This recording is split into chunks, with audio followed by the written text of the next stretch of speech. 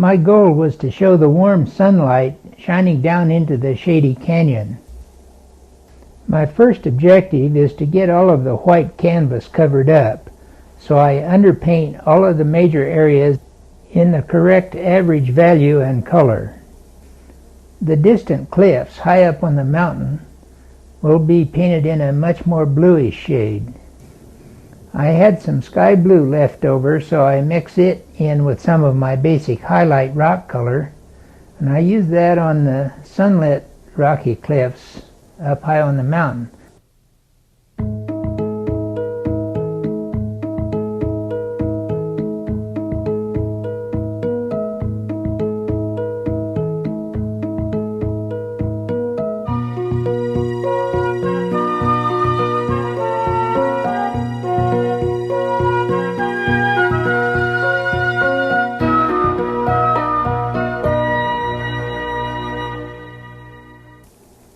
As you can see in this shot of the finished painting, the values in the shadows of the cliffs far away are much lighter and the color much bluer than the cliff that's closer to you. These relationships must be maintained if you want to get the effect of distance in your scene. One of the advantages of oil paint is that you can keep building on these areas until you get the effect right, no matter how many layers of paint you have to put on. But it still has to start out with a basic underpainting in somewhere near the correct value you want. Then the details can add to and adjust the values of specific little areas wherever it's necessary. On the sunny side of these cliffs, I had to add just a little bit more warm shade because I had gotten the original foundation color a little bit too blue and gray.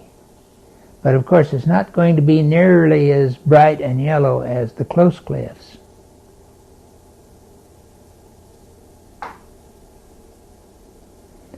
Then for the cracks and little caves and openings in the cliffs up there in the distance, I go to a much bluer shade for these shadow areas, and it's applied very lightly. It's a little darker in value and applied very lightly, and the detail doesn't have to be too accurate because it's so far away that you can just barely see them anyway, but you just need to get enough in there to make a nice rocky looking effect in the distance.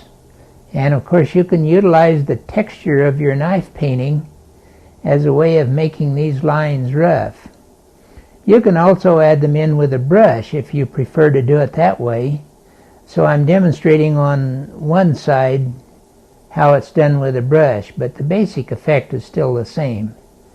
When you use a brush in this type of painting, it's best to use it almost more like a knife. You just put lots of paint on and just dab it on. You don't stroke it or brush it or scrub your colors together.